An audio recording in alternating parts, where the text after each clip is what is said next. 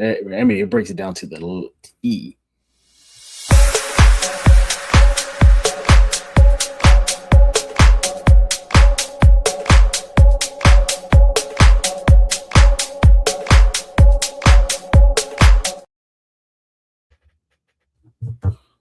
We're alive, man. Tough loss. I'll tell you that much. Rudy, I don't even know how to start. I mean, seriously, it's not even a tough loss. It's not even a tough. I know we're live. Everybody, I know we're live. I'll do my intro in a bit. I can't let you do that. I can't. Rudy, please tell me it was a dream. Please tell me I'm gonna wake up right now and it's gonna.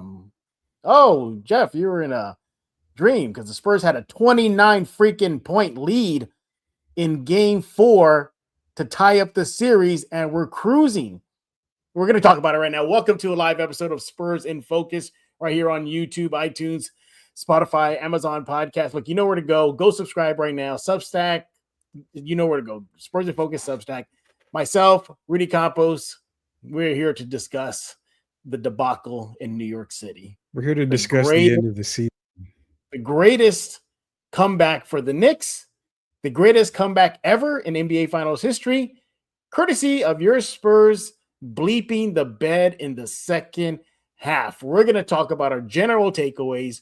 We're going to get into our freaking standout stats. Remember, Rudy, they could be good and bad. Okay, they just meant to do what stands out. That's what part of bad? I mean, what part of good do we have except for the first half? That's it. That's the thing. That's the thing. We're going to go to turning point. We're going to get, look, I see you guys already flooding the comment section right now. Rudy's the man right now. He's in charge of it right now. So he's checking it out. Rudy, you want to talk about super chats before we begin? Because I'm pretty sure a lot of Spurs fans want to jump to the top of the line and vent right now because we just witnessed the greatest collapse in Spurs franchise history. We just saw it happen at the worst time on the worst stage. Yeah, first, like Jeff mentioned, super chats. If you want to get to the top of the line, we are taking super chats. What super chats do? It basically gives back to the show. You pay for the super chat. A lot of times we give it right back to you guys. Ask Austin; he's going to be getting a package pretty soon from us here. We basically give it back to you guys. So it's the best way to support us here on the show. Support us so we can keep going on the show. Like we always say, nothing's free. We got to pay for a lot of this stuff. So again, we appreciate all your help on that. That the super chats happen. And not only is the super chat live, Jeff, but a super collapse is live as well. Good point.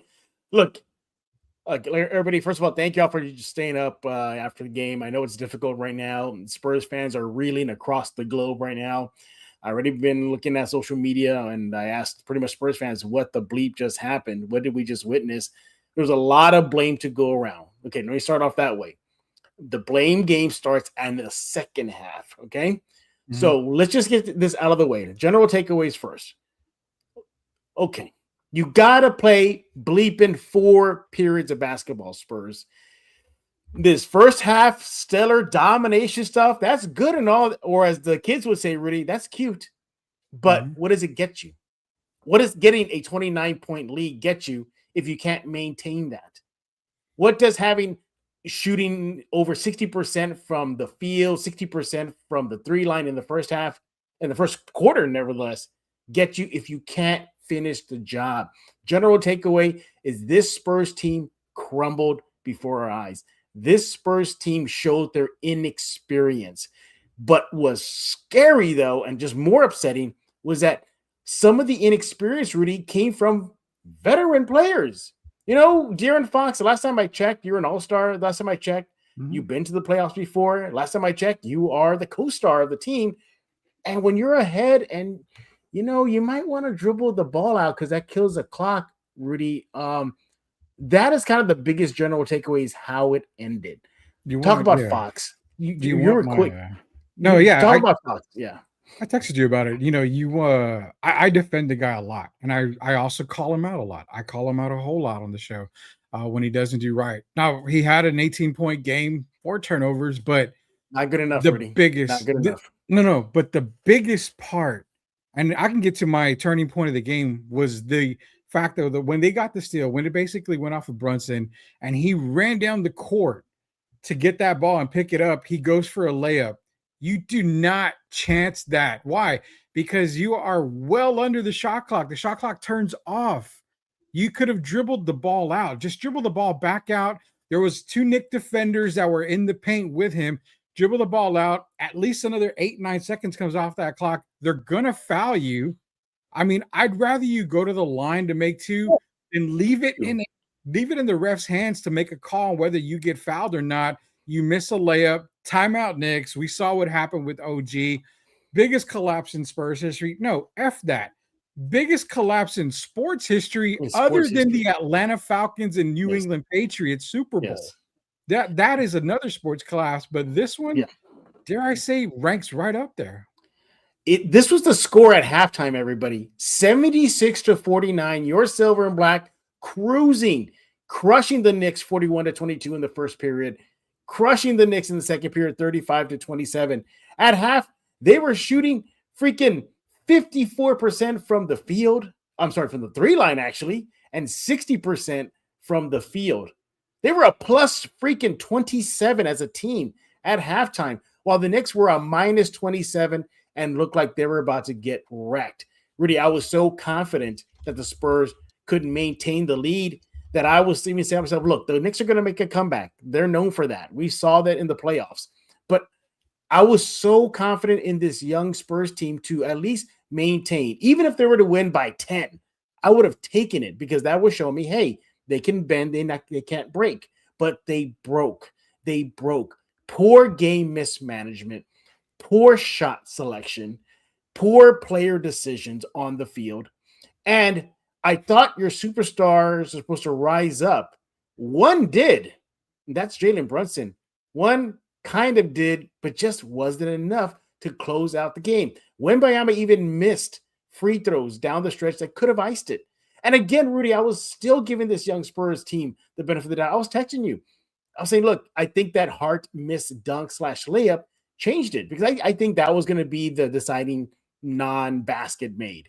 The Spurs were going to get it. And sure enough, I was thinking it was right. It was like, but the Spurs were up 1 second, went one with about 5 seconds left until, you forgot to box out and then you let OG come in and do a little tip in, and that was ball game. Rudy, it just feels like when it came to crunch time, the Spurs crumbled. Absolutely, they did. I mean, you only scored 20 points in the second half. Let that sink in. You scored 41 in the first quarter, 35 in the second quarter, and 20 points total in the second half. I've never, and you know what? We've said it before. If you live by the 3, like you did in the first half, you're gonna die by the 3 when you're not making it in the second half. It just seemed like their offense went stagnant. It seemed, and I think I texted you, but I know I texted Derek and the group guys over at Box Score, and I said, you know what? They're playing to not lose the lead. They were playing so cautious. They were not coming out the way they did. And I would be okay with that. I would be okay with that if they're playing smart basketball. No, passing smart. Jeff, you could be up 45 points in basketball. You could be up 40. You do not play not to lose the lead. You continue to play the way you have to get yourself to that lead. Any coach and any true player will tell you that. You do not play scared. It's comical. It really is comical. This is terrible. I didn't think they were playing scared. You saw Castle, going at the offensive rebounds, getting the fouls. You saw him attacking. You saw other players attacking. It's just the Knicks. They are a veteran team. They know how to win. They knew that they can come back. They did it before against Cleveland. They did it against Atlanta. They did it several times throughout the regular season. They live for this. And the Spurs, did they not scout that, Rudy? Did they not see like, oh, wait, against the Cavs, they made a historic comeback down 20? Rudy, dare I say this Spurs team maybe was a little cocky going into this game. Your thoughts? I think they were. If you hear the comments, they were kind of acting a little swaggery. You saw the interview that Castle had with Malika on ESPN. Oh, we're winning the next 3. That's Castle. I mean, why don't you just take the first game? Cockiness is. I'm okay with being cocky going into the game, but what I'm not okay is you being cocky and giving it up in the second half. I Yeah. mean, when you're up 29 and the Knicks make a comeback, I get it. I get it. You know, basketball is a game of runs. Teams are gonna Hmm. make a run in all parts of the game. There's no doubt about that. But when you started the lead getting chipped, when it started coming down, and you had texted me, I think it's over. I'm like, no, it's not. It's not. This is a different Knicks team. This is a Knicks team that's at home. They've already made a comeback like this against Cleveland. Hmm. And you know what? I don't mind the cockiness. I don't mind the big head and thinking, oh, we're going to come in and we're going to win the next three. Yeah. I like that, but you need to back it up. I mean, you backed it up for one half. You Yeah. had the Knicks reeling. They had no idea how to defend you. They had no idea what to do on both sides of the ball. Karl Yeah. Anthony Towns was in foul trouble. I don't want to hear Spurs fans blame the refs. I don't want to hear anybody, blaming calls or anything like that. Knicks came in the second half. They put an ass whooping to the San Antonio Hmm. Spurs. And guess what? You're coming back home down 3-1. Series is pretty much over. I would say about a 98%. Hold on. You're saying it's Lock. a wrap. You're saying it's a wrap. I say it's 98% a wrap, more than likely. Spurs got to beat the Knicks 3 times in a row. There ain't no way that gonna happen. They can't Ain't even no beat way. him for 4 quarters, Jeff. What makes you think you can beat him 3 times in a row? Because I'm being a homer right now and I'm trying to cling on to something right now because I'm Honestly, upset. man, it's Spurs in focus. I get it, but F the homerism. You got to call it like you see it. And the thing is, if you can't beat a team when you're up almost 30 points for 4 quarters, do you really have faith they can win 3 straight That's games? If true. they do, by all means, congratulations, San Yeah. Antonio. You shut everybody in the world up, but you couldn't beat a Knicks team for 4 quarters. 4 Yeah. quarters. I mean, you're That's asking for a incredible. 3-game win streak? That's pretty Yeah. damn tough.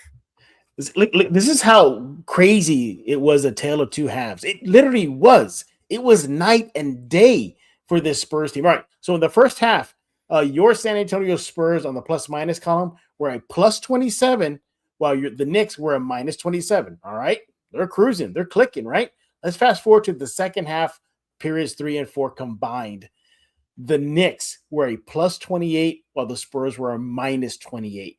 That is a collapse, everybody. The Spurs in the second half, they only made 8 shots for the entire second half.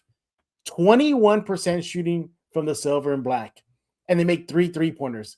They chucked up 17. It wasn't falling. Go to your bread and butter. The paint. You got a guy named Wemby, right? He was pretty much abusing the Knicks in that first half. No, they didn't.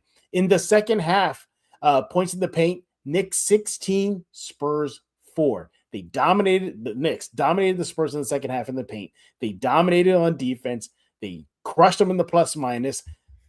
As hot as the Spurs were in the first half from the field, 60% shooting. In the second half, the Knicks go 51%. They caught fire at the right spot, and they connected on 11 of 23 pointers. There was no 3-point defense. There was just no defense in that second half. Rudy, your thoughts? Yeah, I mean, like I said, it was a total collapse. I mean, there's no, you allow OG Anunoby to go off for 33 points, he's gonna get his, but when he's getting 33 and Brunson's getting 30, and a lot of them coming in that second half, I mean, you're not gonna win. There's no way to win that game. And again, we talked about last game, Karl Anthony Towns did not have a good game, 13 points. Yeah. I mean, you stopped the one guy that was killing you in the first 2 games, only to just collapse overall everywhere else. And that's the issue, is that they couldn't defend the 3 line. They could not defend it forever to save their life. But what do? They go on the other side of the ball and they try to chalk up threes that were working in the first half.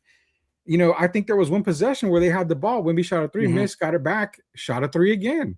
I'm like, what are you doing? I understand shooters shoot, but Jesus Christ, if you're not making them, relax, work on something else. That double screen, that high double screen they were running seemed to have been working. But what came back to haunt them too is not only the defense, but turnovers, man. Their key turnovers. Fox had some turnovers that you were like, what are we doing? Why would you make that pass? You get caught in the air. You caught in the air. I remember that one. Yeah. Yeah, they got less turnovers than the Knicks. Well, they got lucky on that play because Hart did a boneheaded thing when he was going for the layup or dunk. He did. So. But not only that, there was another opportunity. What was it? Castle again with Fox. Fox makes the pass and Castle turns his head. And then there was another turnover. So I have no idea where. And I think we had a comment in here. I'd love to hear what they say, but what did Mitch Johnson say at halftime to really just make this team relax and stay in their locker room. I mean, if it's They me, probably ate too I'm many chicken nuggets at halftime. well, I mean, honestly, are you saying, "Hey, we're doing a good job. Let's keep doing what you're doing." No, you do what that guy Wally unnecessary roughness. You rip off their heads and you shit down their necks. That's the kind of pep talk you need to Yeah, give you talk to them if as you're if up they're down 29. 20, not up 20. Exactly. Yeah. I don't know why they came out so flat, man. This is terrible. This is terrible. This is the stuff that could break a team up in the future. I'm just Ooh, I saying it. wouldn't go that far. I wouldn't go that Bullshit. far. Bullshit. I Watch. I'm wouldn't go that calling it far. now. I'm calling it now. This is the kind of loss that could definitely break a team up. It really can. Not in a year, not in 2 years, but if it continues to happen, this could be a loss you look back at. Yeah, this could be it. Well, if you say breakup by maybe considering trading Fox, then maybe, but look, ultimately, you it's like, do we even want to talk about the first half? I mean, does it even matter at this point? What Cares about the matters is the first. Yeah, outcome. well, they lost. I mean, there's really nothing Exactly. to I talk mean, about. as good as they were in the first half, and look, let me tell you, the Spurs fans, they were good. I was just like, oh my god, this is going to be easy. Hey, Rudy, let's start our post game live show at the fourth quarter because this is Spurs they're gonna get the W here. But it's just you saw the inexperience, you saw the rushing of shots, you saw so much, and there's a lot of blame to go around, and there is. It is a team game. But Rudy, I'm gonna let you have this one here. Ultimately it falls on the head coach, Mitch Johnson. Is he the ultimate blame in this catastrophic disaster in New York City? I've always said that you can blame the coach for a lot of stuff, but you can't Mm-hmm. blame him for missed 3-point shots, missed opportunities on the court because he's not on the court. You can't blame him for his lineup at the end of the game. You can blame him for, maybe trying something different. I mean, he didn't make the turnovers that, Stefan, that De'Aaron Fox had. He had nothing to do with that. Those are totally different. But at what point, I mean, you got to look at Mitch and say, okay, they're coming back. I'm sitting on the edge of my seat like, okay, where's that timeout, Mitch? Where you have 2 timeouts in the last 30 seconds and you see momentum definitely swung. I mean, there's a lot of different things. And you know what? Here's the other part. De'Aaron Fox picks up that ball. Mitch could call timeout. Yeah. I mean, settle the guys down. I mean, there's so many things that you could probably put on Mitch Johnson. I would say part of the blame, I don't know how much. Would you say maybe half or 40% of that blame goes on Mitch for this bump game? It up a bit, maybe 45%. So you asked me, but let me ask you, what do you blame Mitch for? I'm saying mismanagement, game mismanagement. Game mismanagement. Look, go ahead. I'm sorry. No, I'm saying I do blame Mitch. So don't get me wrong. I don't want fans to say I don't blame him. I do blame Mitch to a point, but I want to hear what you have to blame Mitch for, because for me, it's the rotation at the end of the game. Yes. It's not getting on his guys' asses for continuing to live by that 3. And again, they weren't following in that second half. Also, Wemby, again, out on the perimeter. I don't get that. I mean, I don't get that again. Yeah. So you're right, rotation and game management. But what else do you see that you could blame Mitch for?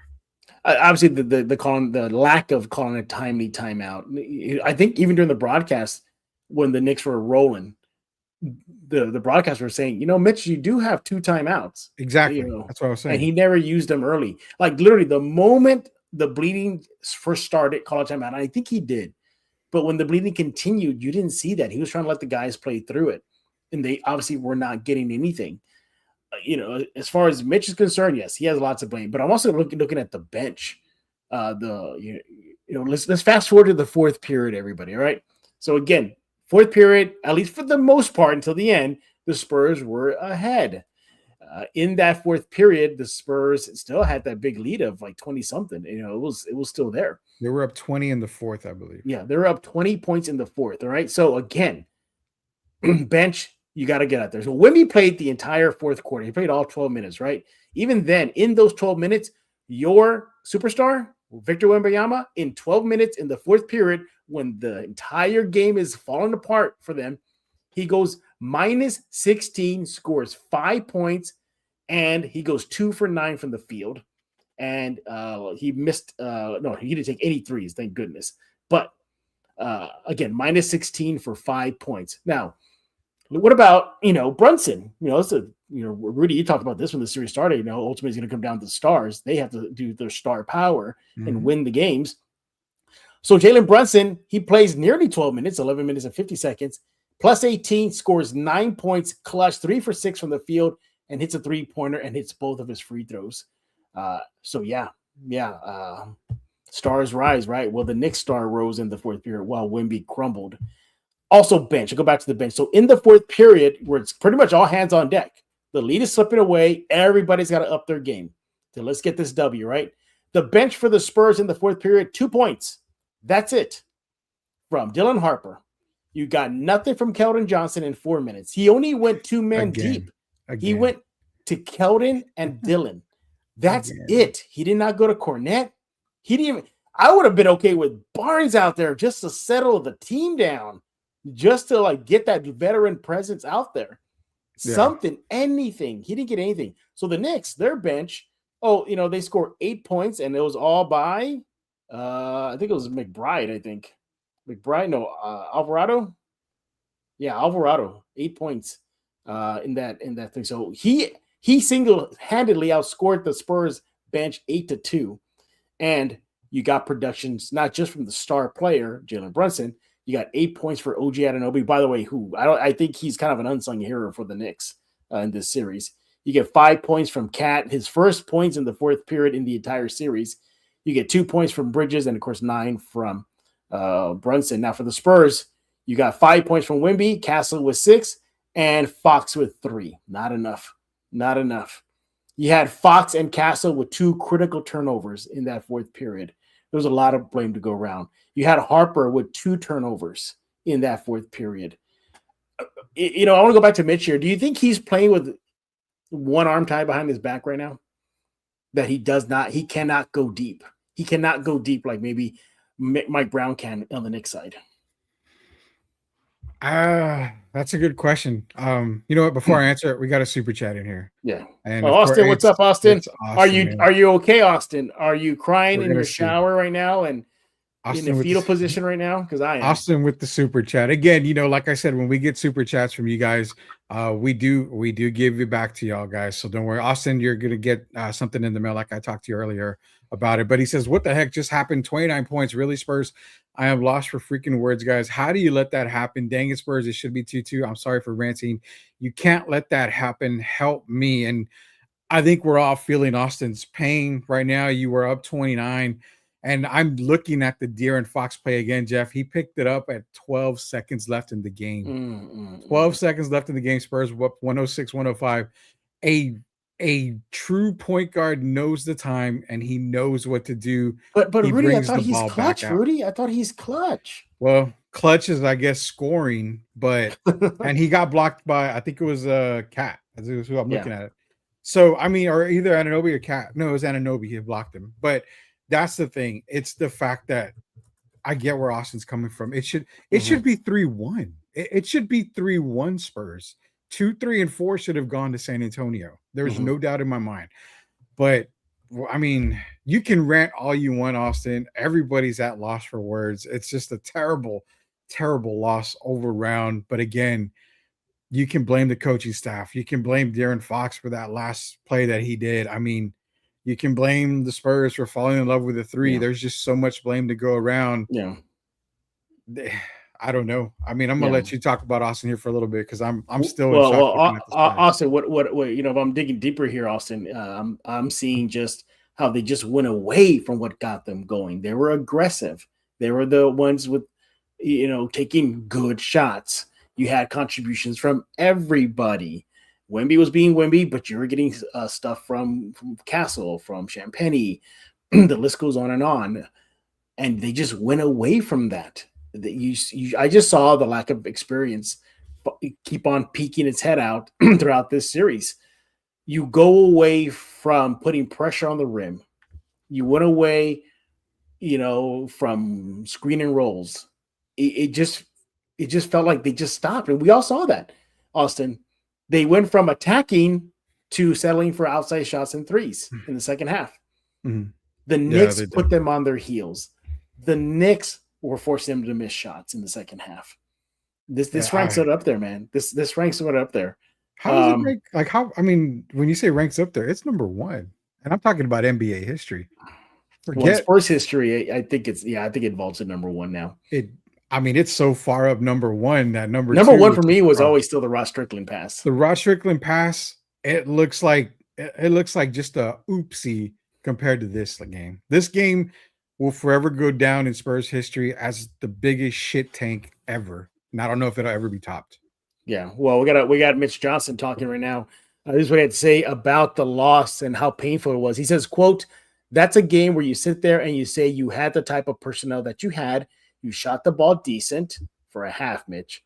You played a pretty clean game. Then kind of didn't finish the job. Stop putting energy in the right spots that got you in the lead and what we're playing for." What got them the lead was aggressiveness, not settling for three-pointers and an outside shot, having balance between the outside shot and attacking the rim, getting contributions from everybody, and then that just evaporated. And the defense just evaporated in the second half too. The Knicks couldn't make a shot in the first half. The Spurs were playing good pressure defense.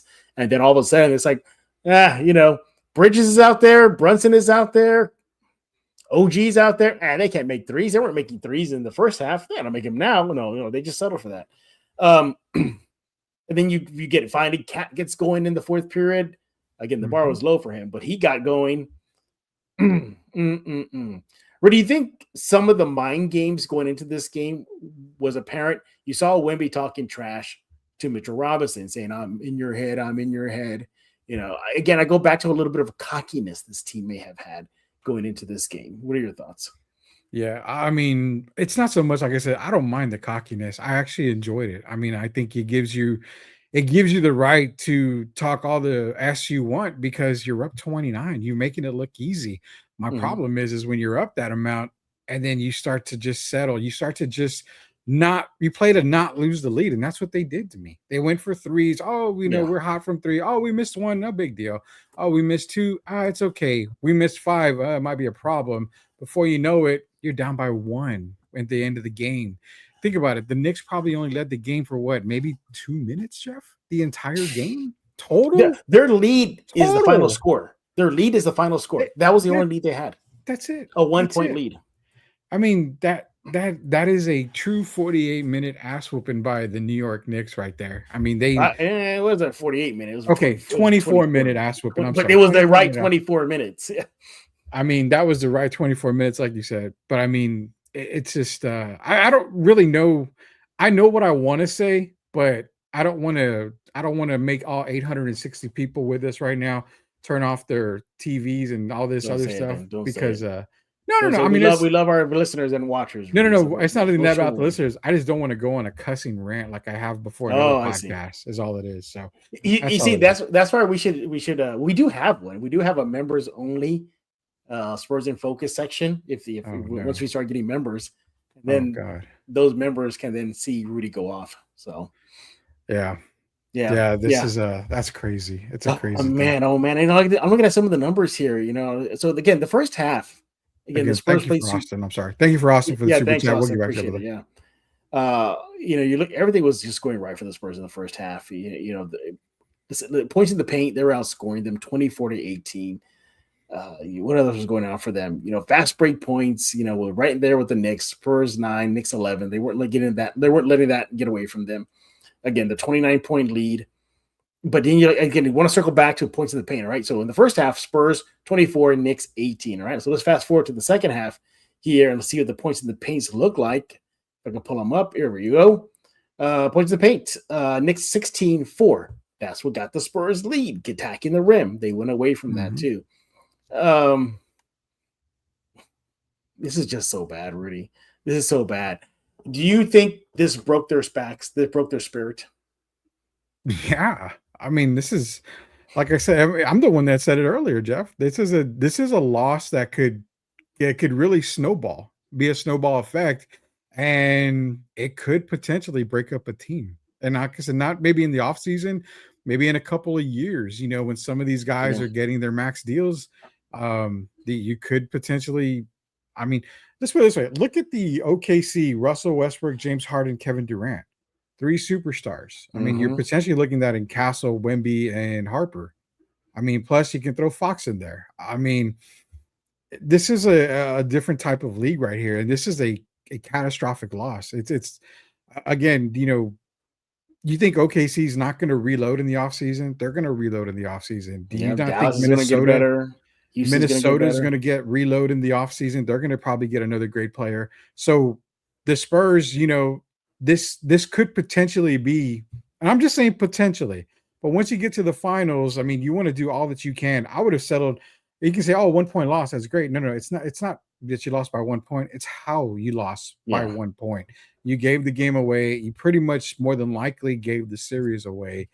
Yeah, this is a catastrophic. I don't even know if it's catastrophic. I mean, I hope Game 5 tickets are probably back to the normal $80 and $100 because I think I mean, Jacob Eric mentioned that in the chat. He said, oh, he did, "Well, yeah, maybe tickets will be cheap on Saturday."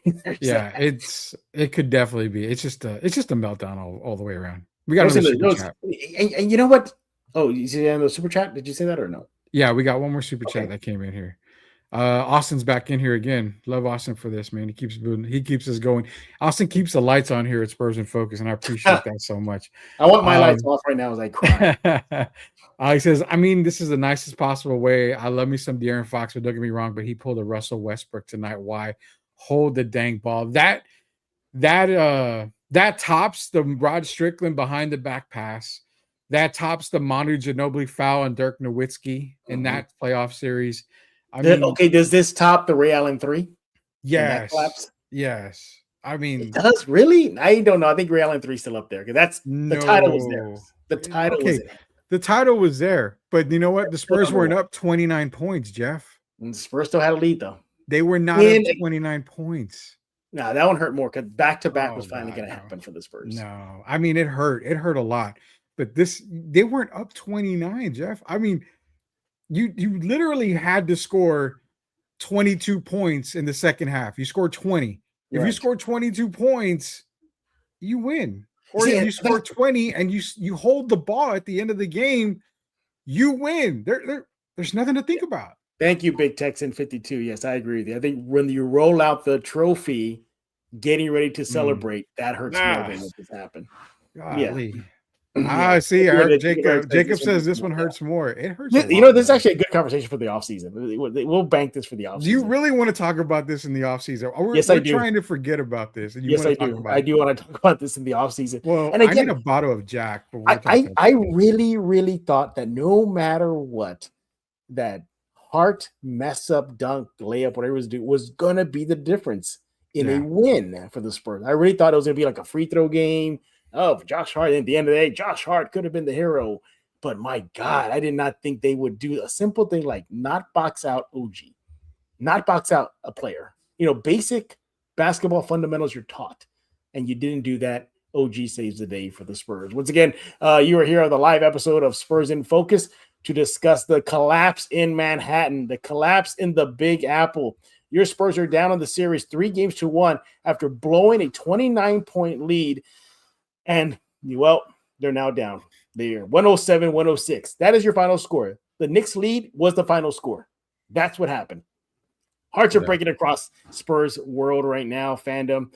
Again, in the second half, your Spurs only managed to score 14 points in the third and 16 points in the fourth.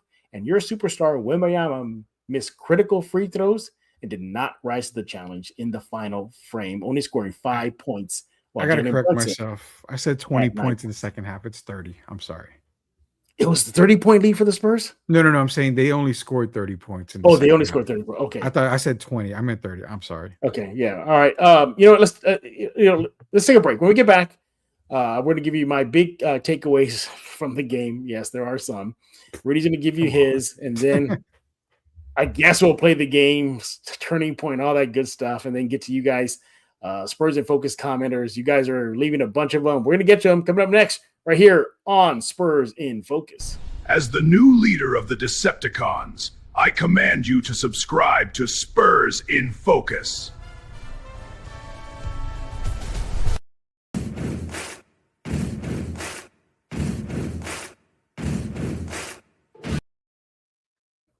We got Frank Langella Skeletor making an appearance today. You got the worst Skeletor. Still the GOAT. Although Leto, man, he did a really good job, man. He did a good job. I'm not gonna take it away from him. Did Leto put up a semi Heath performance like he had with the Joker? With Heath Ledger with the Joker? Yes. I would say yes. So Yeah, that puts him above Langella. Ooh, no. Heath's Joker was way above Langella. And if you Langella's monologue when he became right before he became God Skeletor was phenomenal. Yeah, but Leto didn't have that opportunity. So that's again, we'll bank this. We need something to last smile about it right now after the Spurs had a major collapse in the Big Apple. The Knicks 3-1 lead. Yeah, 3-1 lead. One more win, they are the new champs. The Spurs need to beat the Knicks 3 straight. That ain't going to happen. And you know what's going to suck, Rudy? Is now this team, Spurs, has to sit on this for 2 days and just stew in it. And by the way, there's a chance the Knicks could be raising their title trophy in San Antonio this Saturday. In San Antonio. Not the fact that they already beat the crap out of Spurs fans in the previous game, game 3. Now, to add insult to injury, there's a chance the Knicks are going to raise their trophy this Saturday in San Antonio. Probably. And, I don't know. I mean, do you think they win game 5? The Spurs or the Knicks? Knicks. Crap, that's a good question. I'm going to get, okay. I'm going to say no. I think the Spurs are going to get the W. I've been negative all night, and I'm going to continue to be negative because there's really no positive to this. But if the Knicks allow Spurs to get game 5, there's a small worry. Because everybody knows the hardest game is the closeout game in any series. So if the Spurs come back, blow this off, whatever, and they get game 5, okay, go back to New York. The chances of them winning in New York are slim to none, but slim is still there. So you don't want to give them any opportunity. I say the Knicks probably do come into San Antonio, put their foot on their throat, and do whatever they can to win. Mm-hmm. I think the Spurs may get the victory, but I'm more leaning on the side of them probably not. So yeah. Well, we'll have a complete game 5 preview tomorrow here at Spurs in Focus. We have on deck Shane Carter from the Ticket 760. He's going to join us to preview the Saturday game. We don't have a show on the weekends. Well, we will have one technically because the game 5 Saturday. So Rudy and I will be back on Friday night. But nevertheless, drunk in an alley somewhere. Yeah. Oh, good Lord. All right, Spurs fans, Spurs and Focus fans, let's do my takeaways from the debacle in New York City. It's not good, but here they are. I give them 1, Rudy. I'll give them 1. I like the hot shooting to start. Okay? The Spurs are unbeatable when they're shooting the ball like that. All right? But you got to maintain that, Spurs. You got to continue doing that. Since you gave Spurs fans just 1 half of good news, building that 29-point lead, I'll give you 1 on my 3 list here, but that's it because the next 2 are just bad. I saw this young team crumble under the pressure, under the spotlight. That is one of my key takeaways is they're still not there yet. A veteran team would have done what is needed to maintain a freaking 29-point lead in the NBA Finals. They didn't do that. And we've been hitting in it throughout the show here. I'm going to say poor game management from the coaching side, not calling timeouts, Mitch, and not subbing in players who are not being productive, not making the right calls, and to De'Aaron Fox not dribbling the ball out, to Wembanyama not making key free throws. He had clumsy turnovers by Dylan Harper, Steph Castle, Fox in the 4th period, and no defense. The game was managed horrifically on both ends of the court. Again, 14 points in the 3rd, 16 points in the final frame. Well, the Knicks just went off, and they allowed Brunson, the one guy that can torch them, they allowed that to happen. So poor game management. I'm going to leave it up on the screen there for you, Rudy. Go ahead and take your reaction. I don't really care about a hot shooting start. It's not how you start, it's how you finish. So to me, if you're going to give them that only positive, I'm okay with you giving them the positive. They were hot to start. I'm just giving them 1 positive because they gave me 1 good half. So yeah, but I mean, I'd rather it be a good second half than a first half. So how about a good 4 quarters of basketball and not this crap? That's why I'm saying if they can't beat the Knicks from 4 quarters, what makes you think they can beat them 3 in a row? I hope they do, and if they do, Because Rudy, you're a homer. That's why. I'm not a homer. I love my Spurs. Just messing with you. I mean, I'll call it like I see it, man. The crumbled under pressure. Absolutely, man. Absolutely. They crumbled under pressure. They got away from what was working. They decided to play to keep the lead instead of just continue to build on the lead. They settled for their defense. I'm not gonna lie, their defense on Brunson, he was hitting Jeff, he was hitting ungodly shots. I mean, Yeah, he was cooking. He was just cooking us. It's kind of why I've been comparing him. He reminds me a lot of Kobe, man, where Kobe would just get so freaking hot in some of these playoff games, and you're like, you can't do nothing. You really cannot do nothing. So yeah, you got to give him credit. But again, when he's hitting them, you've got to seize every opportunity you can, and that goes back on the offensive side of the ball. They crumbled more on the offensive side than they did on the defensive side, and that's the sad part. Is you were so hot and scoring 76 points in the first half. That's it, buddy.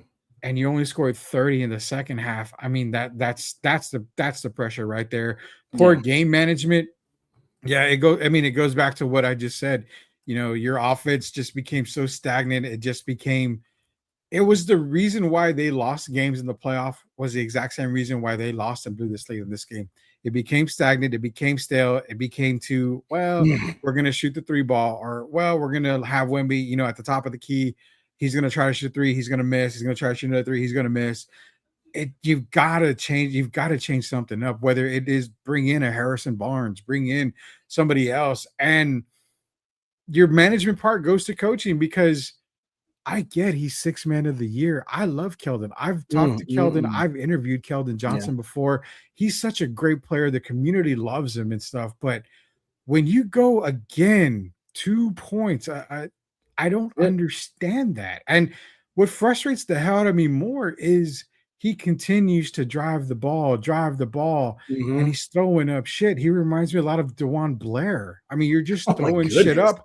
You're throwing shit up, hoping that it goes in, and you're like, "What are you doing?" Every opportunity. Probably at Luby's right now, getting Tulu and platters.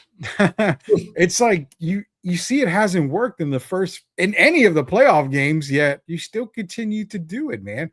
So yeah, I mean, those are good takeaways right there, man. All right, what are your key takeaways from the debacle in Manhattan? Takeaway number 1 is definitely just get the hell out of New York. That place has just been terrible for San Antonio. Even in that win, they didn't suffer. The fans suffered. Now the fans are going to be even more unruly. That's a small takeaway as far as personally. But big thing for me was it was those timely turnovers, Jeff. Yeah. You saw a few turnovers. De'Aaron Fox had a few of them. Stephon Castle had a couple. I mean, it was timely turnovers. That was one that was just like, you're talking maybe like 6 points, 7 points off of some of these turnovers that they had. Difference in the game right there. They did such a terrific job protecting the ball in the first half that, I mean, they didn't get their first turnover till I believe late in the second quarter. Then they did a really good job in game 3. That was the reason why they won this game. Then they just started playing careless at the end of the game, even into early in the second half, and that came back to bite them. That's my first takeaway, is the turnover battle. Just untimely turnovers. Second takeaway of the game is you have to go back to basketball 101. The fundamentals of basketball need to be reiterated to this team. Whatever got you a 29-point lead, yes, the Knicks are going to adjust. They're going to come out at halftime. They're going to make adjustments, but that doesn't mean you continue to do what you were doing because it worked in the first half. Where they make the adjustment, you have to make that exact adjustment as well. You have to see what's going to continue to work. They didn't attack the paint as much. Wemby was still floating around outside of the key. He was around in the 3-point lane. I don't understand. Again, I get you want to be Kevin Durant and Steph Curry at 7'5". You're generational in a lot of people's eyes. You're knocking down threes when you can. Notice I said when you can. Majority of the time, Wemby is not a great 3-point shooter at all. Right. You're 7'5" for a reason. Get your ass under the basket. Make it tough. Make them work under the basket against you. I don't understand it. There's a few opportunities he could have been under the basket. Jeff, all he scores is 6 points under the basket. You're talking about a what? 112-107 win. And that's my last takeaway. My last takeaway was that they could not get a run killer to save their life. Knicks were on a run. Spurs continued to play conservative basketball. They continued to make mistakes. They would get a basket here, a basket there. Yeah. And you know what? Knicks would come on another run. They could not get a key basket to save their life and to stop the bleeding. So those are my 3 takeaways. I wish I had a positive. The only positive I can say is that there may not be anybody honking on Military or downtown, Jeff. Or downtown, so you might get some sleep tonight. I don't know if I don't even know if I'm gonna get sleep because of how this game ended. I got to go back to work after this. So, I mean, yeah, I'm not getting much sleep at all. By the way, everybody doesn't know that Rudy works 24 hours. Seriously, I really do. He really bad. does. I really. I'm gonna be serious, everybody. He really does. There have been times where I've been talking to Rudy and it's like I'm getting text from him at like 5 a.m. I'm like, what's he doing up still? Yeah. Man, oh man, yes, it was not a funny. It wasn't a pretty thing. We have some words from Victor Wembanyama after the game. He talked about his emotions after the Spurs just fell apart. He says, I don't know about the emotions, but it was painful. Of course, it feels like we worked too hard and gave up our leads. It's as simple as that. It's just hurt. He goes on to say that what's going through his mind right now, he says, quote, what's going through my mind right now? I think it's going to go in one of two ways. A bad one and a good one. The bad one would be giving up. The good one would be getting stronger through this and getting more together. I know this is what we're going to do. All right, let me just react to that. He said, quote, the bad one would be giving up. Do you think the Spurs gave up? No. He's saying it right there. No. He's saying that they gave up. And I bring this up because it's obvious. If Victor says it, then maybe it is true. But I'm bringing it up because maybe it's more what the Knicks did. They did. Okay, so I'm going to be 100% with you on this. They didn't give up. There's no give up and there's no quit on the team. If they gave up, Knicks would have probably had the lead pretty damn early in that fourth quarter. Yeah. They did not give up. I just don't think they put themselves in the right position to compete with the Knicks towards the end of the game. And again, that goes to coaching. That goes to player understanding. They've got to understand that, you know what, this isn't working. We've got to figure something out. And I go to Fox on that. I go to, Castle and even maybe Dylan Harper as a rookie. He played great tonight, but I go to the guys that are the point guards, that are the leaders on the team, that control the ball, that, put the best players in their best position, and maybe going to Mitch and saying, this isn't working. We need to try this, or we need to do this. I think that they did not give up. They're not going to give up. They're still going to play in game 5, regardless if it's a win or loss. They're still going to play. But I really feel like Victor, when he says he could give up, he's basically saying we could just quit and, go, to Cancun over the weekend and that's it. We're done. I mean, they could just quit and say, all right, congratulations, Knicks. We're going to go. We're done. But they're not. And he's not the type of player that's going to quit at all on this team. So expect him to fight. Expect him to still be there in game 5. Yeah. And it's just going to be another. I'm hoping it's a win, but we'll see. We got another super chat, man. All right, what we got cooking here? Austin always paying the bills, bro. I love this guy. Austin says, I know we are all hurting right now, but we need to bury this game when we land back in Texas and move on. Treat like an ex-girlfriend. It's over and done. On to game 5 makes me feel better, guys. Not really. This still sucks. No, this sucks. Yeah. Well, I'm going to save it for our categories, but overall, I just, like I've been saying in the first segment of this live show here, I think this loss just broke their back. This broke their spirit. As much as they're going to say it's 1st to 4, as we're going to hear that, we're also going to hear, hey, we're going to be at home on Saturday. It's still the odds, as Rudy highlighted, are astronomical.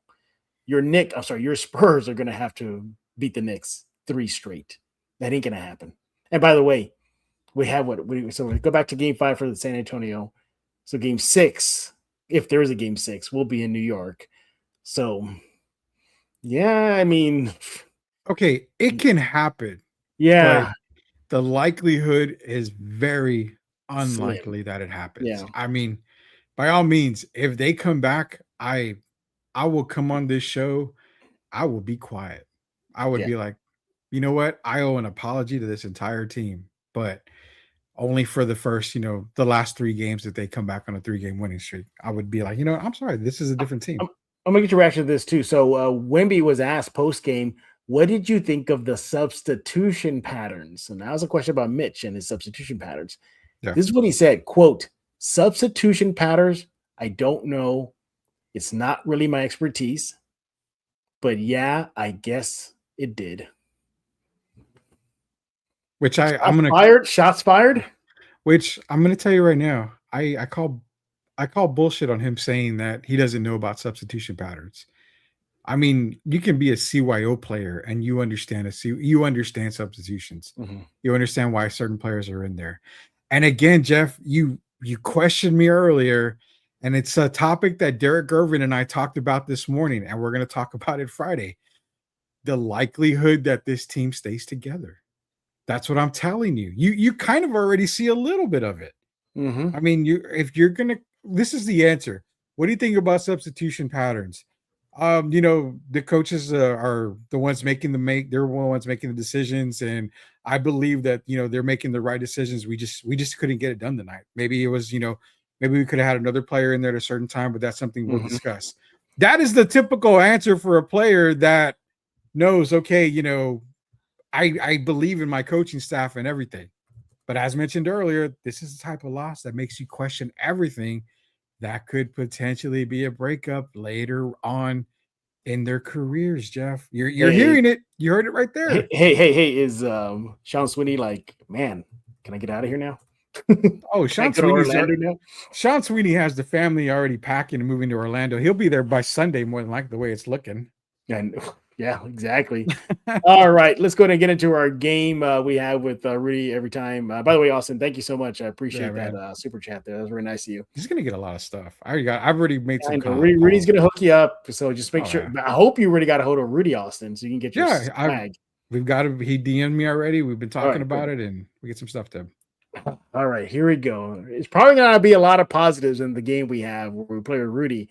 Where we're gonna just randomly, it's standout players, turning point. So, and away we go. Rudy, try not to cuss too much. All right, I promise. All right, here we go. I'm gonna give you the third quarter and the second half. My turning point was being in New York. Yeah, pretty much. My turning point was the 16-second mark on the fourth quarter. Wemby goes up for the block. Knicks missed the basket. It gets tapped out. De'Aaron Fox taps it into the backcourt. He grabs it, goes up for a layup that did not have to happen.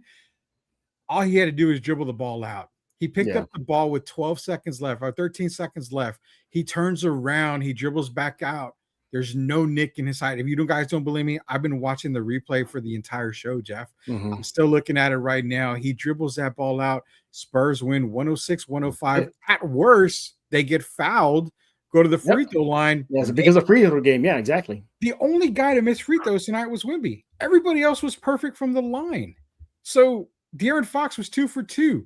Mr. Clutch could have gone to the line, made 2 free throws, and guess what? You're up 108-105. At worst, happens, you go to overtime. At worst. So, I mean, yeah, that's my turning point of the game. That is probably the turning point in the series. This is probably the turning point. Said series. Series. I mean, this is the series right here. That's the turning point of the series. I'm going to go with that. This is probably the turning point for the Spurs losing another NBA Finals. I'm going to go with this guy. I think it's obvious. We all know the turning point. It was De'Aaron Fox. Rudy, you took it away from me. If he just dribbles the ball out, ball game. It's over. Done. Or Mitch Johnson calls a timeout. I think because he still had 1 timeout left. Yeah. Either way, Fox, he has the ball. He should be knowing that. He should have clock awareness.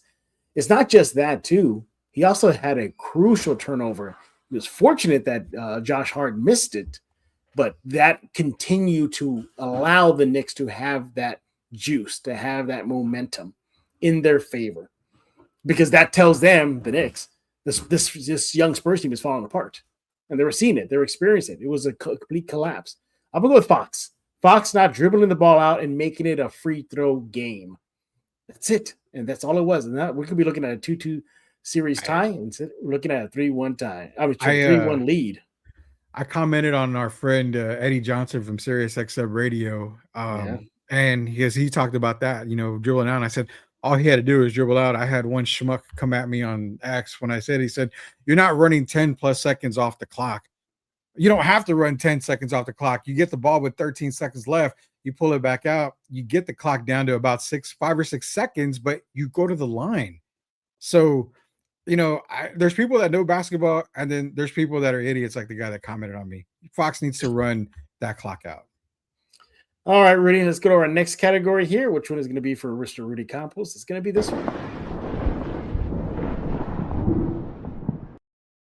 Whew, thank God. It can go good or bad, Rudy. Stand out bad or stand out good. So Jeff, don't limit yourself. I'm praying that you gave me this one next. I'm giving 100% credit to the guy that's been making me look good the entire series. That was the guy that I picked who had to step up other than Victor Wembanyama, and that is Devin Vassell, man. Devin Vassell has been a dog, a baller in this entire series. Him and Dylan Harper are the easy two guys to pick out for standouts for the San Antonio Spurs. Devin Vassell, he was 5 of 8 from 3-point range tonight, 6 of 9 total from the field, 5 rebounds, 4 assists tonight, only 1 turnover, did have a steal. Devin Vassell, for all credit, man, I wrote him off under the Pop tutelage. I mean, for me, Pop just didn't really put Devin in the right spot. Now under Mitch Johnson, Devin Vassell is playing at a whole new level. Like I said, it probably is the coaching. Pop maybe wrote him a little bit harder, maybe didn't put him in better positions. Mitch Johnson and this staff does a tremendous job of it.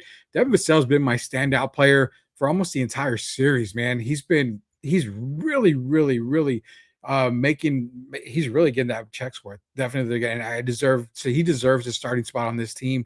He deserves to continue to be a starter for San Antonio. He's doing a tremendous job in the NBA Finals. I give so much credit to him. I apologize for saying that we've seen your best basketball and you probably won't get anything more. Then this year you come out and you prove me as well as Derek wrong as well. I mean, we both said it. And yeah, I mean, he's balling. Other standout player. I told you last show, Jeff, OG Anunoby needs to be in the silver and black. I mean, this guy is he's actually the missing piece for this roster. That's the type of player this team needs.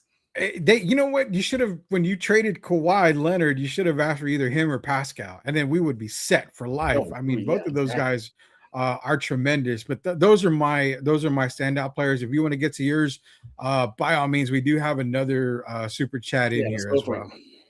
Austin again, man. Thank you, Austin. Appreciate it, buddy.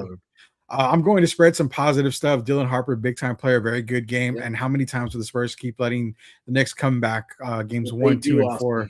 When do you learn this lesson? It feels like the old Spurs, man, where, like Charles Barkley said, there's taxes, there's death, taxes, and Spurs blowing the lead in the fourth. So it's Dylan Harper. I mean, superstar before he went to Rutgers. Best player in the draft. And what's frustrating is because we all touted Fox as being the co-star of this team. At this rate, man, who knows? It could be Harper at the rate he's going. Harper is. I think Fox is slipping down that totem pole. So Fox is your max player. That doesn't discredit what he brings to the team. But he gets a max player because he gets a max deal wherever he goes. He has the accomplishments and the accolades for it. So he's going to be a max player no matter where he goes. It's just fortunate he's with San Antonio. That's the way it works. Stephon Castle, he's going to be a superstar in the league. He's going to be an all-star, but his struggles are way bigger than Dylan Harper's struggles. And that's where I think you put Harper above Stephon Castle at the end of the day. I mean, Derek Irvin even said it. You're looking at Harper and Wembanyama as potentially the next Magic and Kareem duo, the next Penny Hardaway, Shaquille O'Neal duo. Wow. So that's coming from NBA players, and that's already way in his rookie year. So that should show you how much Harper means to this team. But yeah, I loved Austin's comment there as well.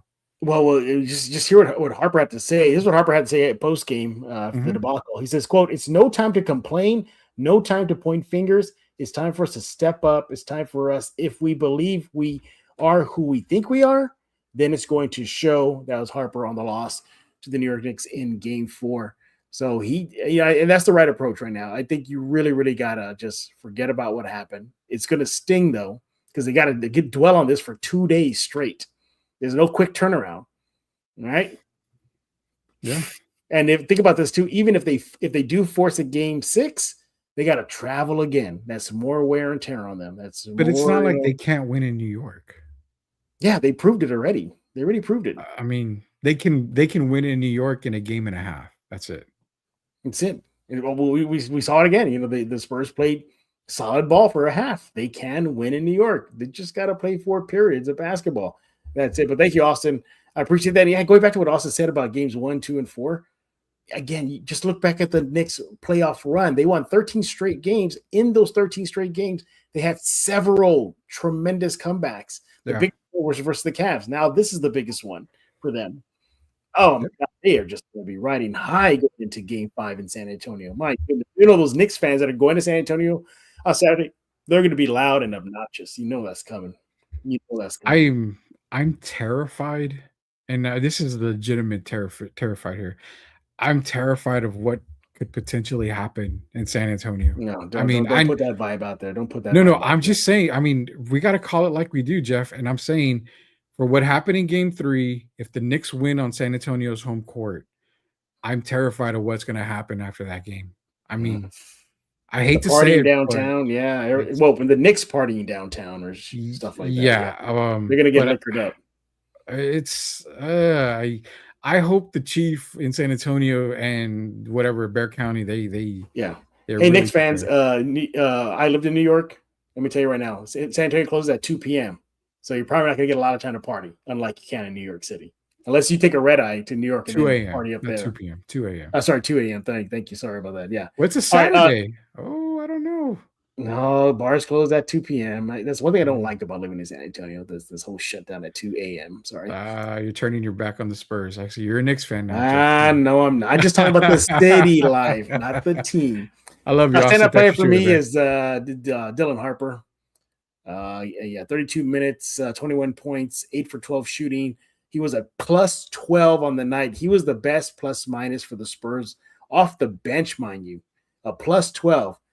Victor Wembanyama was a plus 1. What about De'Aaron Fox? He was a plus 1.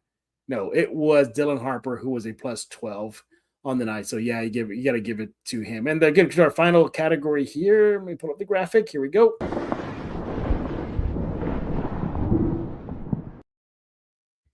And standout stat. Do I have to? So I hope you don't take it. What, do I have to be positive? I mean, you don't have to be positive. No. Again, it's just a standout stat. What stand out to you, positive, or it could be this negative thing that stood out to you?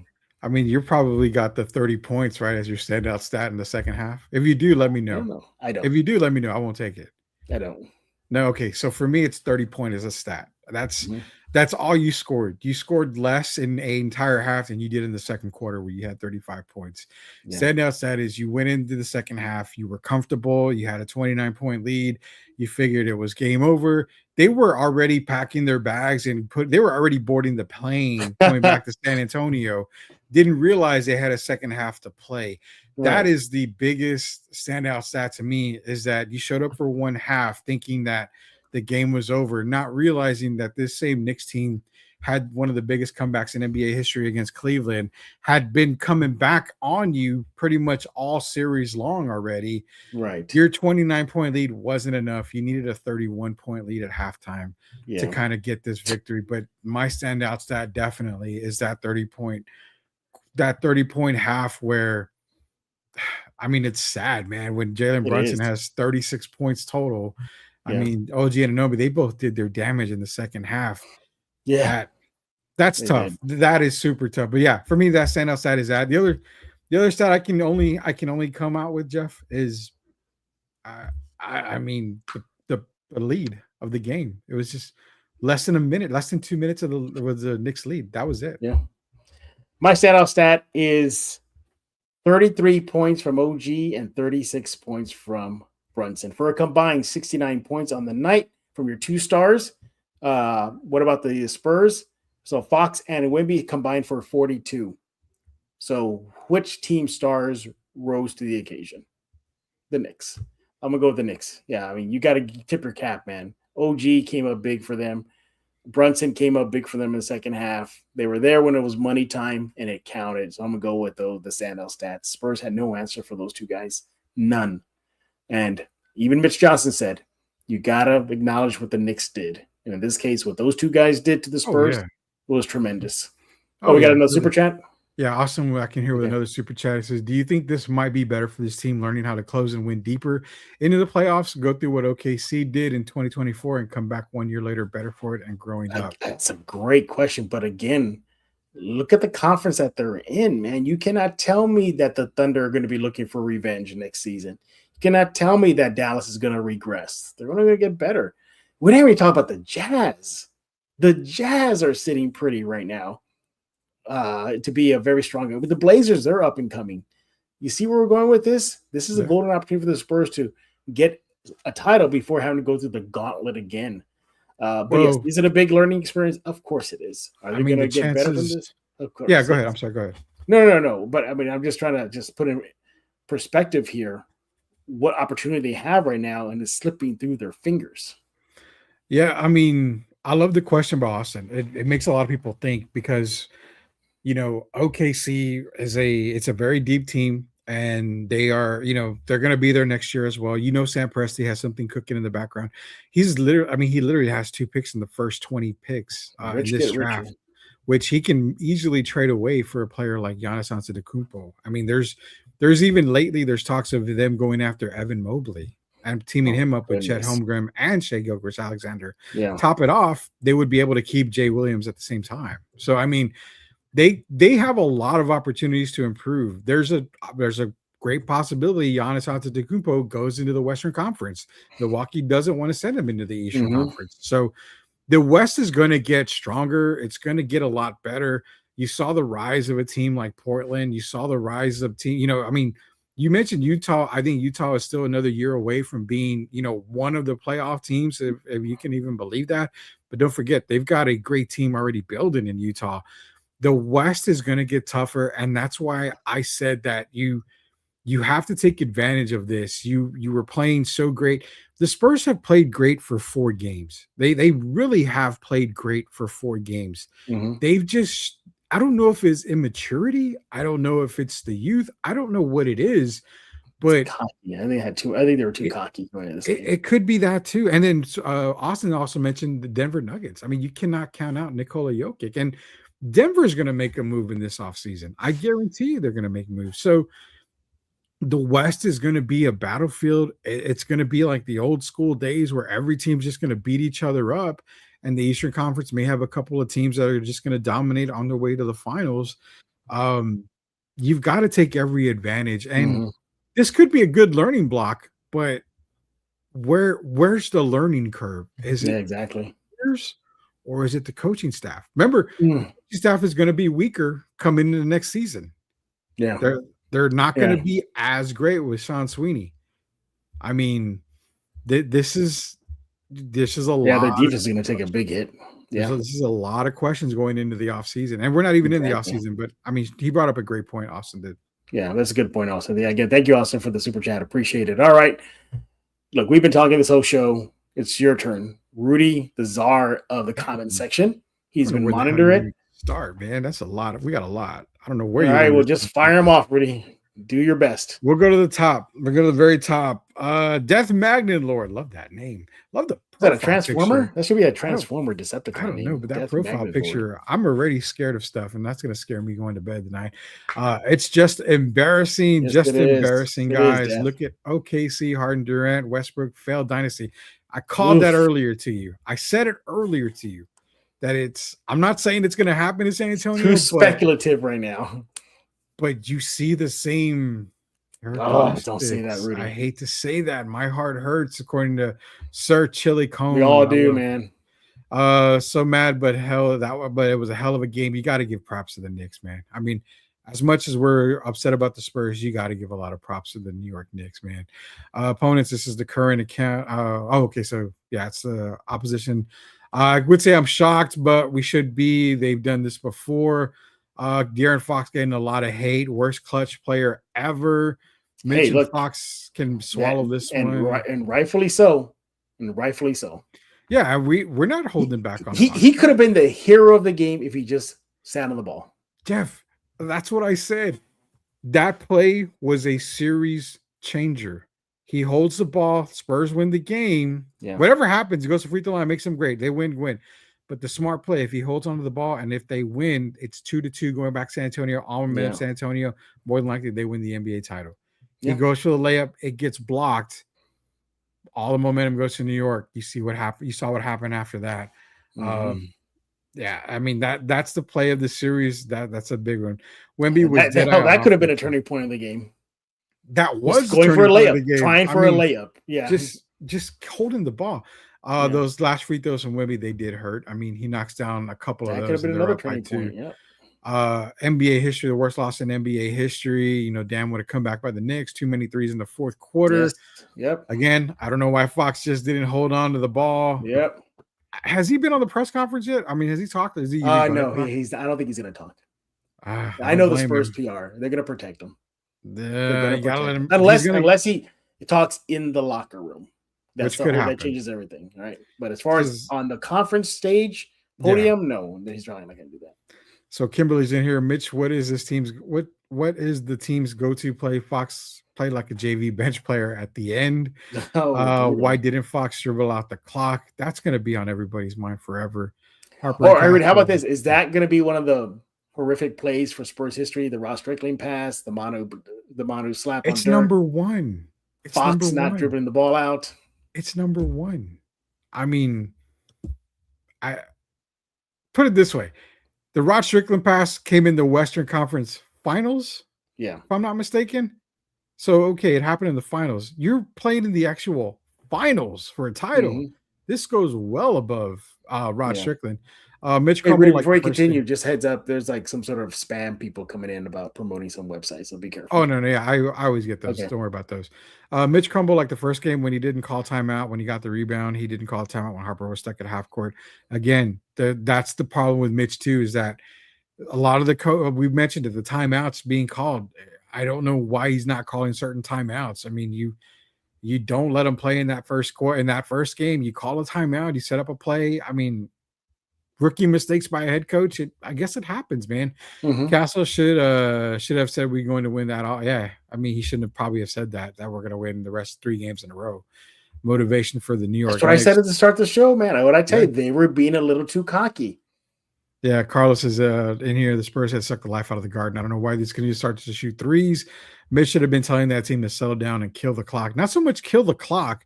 They should have been running a different offense instead of jacking up threes. You have a 7'5" guy, throw his ass in the paint, let him work in there. They've been. We talked about Rudy. The points in the paint had the big difference from the first half and the second half. They went away from that, and Wemby was a part of that. And even the points in the paint, the Knicks ended up winning the points in the paint battle at the end of the game, 34-28. I mean, you should not allow them to win. Game 5 tickets should be cheap now. There's that comment. Same comment came up here. It's wrap for the Knicks are going to win the series. I think a lot of Spurs fans are feeling that now. It's a real shame the basketball gods have blessed the Knicks. It's their time. New York's going to burn, man. I hate to say it. I went into a meeting. Did you see the reaction when they canceled the viewing parties in New York City? They rioted. I saw that. I went to the meeting. We were up 30. We came out to a loss. I'm so hurt right now. Fox blew the game. That's going to be the key point everywhere. Wemby missing free throws. Catastrophic night. Spurs theories in here. Wow, fellas, that was rough. Hey, what's up, Rehome? You may have touched it on this already, but why on earth was Fox trying to take that layup instead of running the clock? Fire Mitch. He sat Harper in crunch time again. Ball game management. Yeah, Keldon Johnson. He hasn't done much in the series. Again, matchups, and I don't know why. But he's a 6th man of the year, Rudy. That's during the regular season. Year, show up. You would think. I mean, but what he did when he played bully ball in the regular season, it's not working in the playoffs. They're not going to let him be bully ball. I wonder why. Settled for way too many threes. There's just so much discussion about the game to find any clarity to what happened. Knicks are just a lot more disciplined. Very, very good comment. Wemby, really a free throw shooter, not making one of them tells me that the moment of fortune was too big for him. Pressure ate him up. Do you think the pressure was too big for Victor? Ooh, that's a good question. I don't think so. I think he was just running out of gas, man. He was really gassed out. You know, He played all France, 12 minutes in the fourth. yeah, and He you know, doesn't this play a ton of minutes. kind of reminds me in the Olympics, France had a lead over the United States in that game, Mm-hmm. and they blew it in the end. And Victor was a part of that team too. Now, you seen a pattern here? No, because I don't want to get called out by Spurs fans on that. I'm just saying. I mean, it's happened in the Olympics. Third quarter meltdown. Fire the whole damn coaching staff. Don't worry, Sean Sweeney's already out, so you don't have to worry about that. 31 points in the second half, 76 first half. I'm going to admit it. I'm going to blame this on this. I fell asleep between 8 minutes to go in the third. 8 minutes ago, I fell asleep on that run. I'm sorry. Way to go, buddy. You should have stayed awake. Joel needs to stay awake. You've got to stay awake, man. Wemby just got traded back to France. They're going after Wemby too. That was a good one, though. Knicks embarrass y'all over. Okay, the Spurs lose. Yeah, I mean they ended up losing. Damn guys, this is incredible. OG's been killing the Spurs all series. That's the thing. They left a lot of these guys open. You saw, the rotation. Otto got a clean look. The rotation on some of these open looks was horrible. I couldn't understand it. Allen for 3 or blown 20-point lead, which is worse? That was what we asked earlier. Allen for 3. A lot of people, they did agree with you. With you. Mitch getting out coached, call timeout again. Yeah, we brought up Mitch earlier. Tough loss indeed. Why didn't they run out the clock again? Hard team to beat 5-7. Spurs left the game in the locker room. Good coaches get the best out of our players. Mitch got the better team and his biggest finals lead, flunking in history. Literally get rid of him. Oh man, I don't think we're there yet. No, you're not there yet. This organization fire a coach after one season? No. They even gave Bob Hill a little bit of time, even though he was fired. He was wrongly fired. Spurs are experiencing extreme highs and lows during these playoffs. It's the feel they need for next season. Wow, we're really talking next season, Rudy. Well, I mean, I don't blame the guys. Complete meltdown. Where's the damn coaching? Castle picked up his 4th foul early. They were up 25 points. Johnson getting manhandled. Keldon has been getting manhandled in this series. I mean, they're attacking him like he wasn't the 6th man of the year. So this is the kind of loss that gets someone fired at the end of the season. They're going to fire Sean Sweeney. So we'll just say that. They're not going to fire anybody else. Not going to fire saddest Spurs in Focus show ever. We tried. I showed Franklin Jella Skeletor. But you showed the second best Skeletor. Sorry, Jeff. Game 5, 4 tickets, 4 hot dogs, and 4 drinks. I'll take it. I'll take it, and I'll be there. This is going to be an asterisk now. Wemby, if Wemby won, should win. That's a good topic. That is a great topic. He should win 4, etc. Yeah, that's a good topic. Yeah. I mean, this could be an asterisk, but is it his fault? No.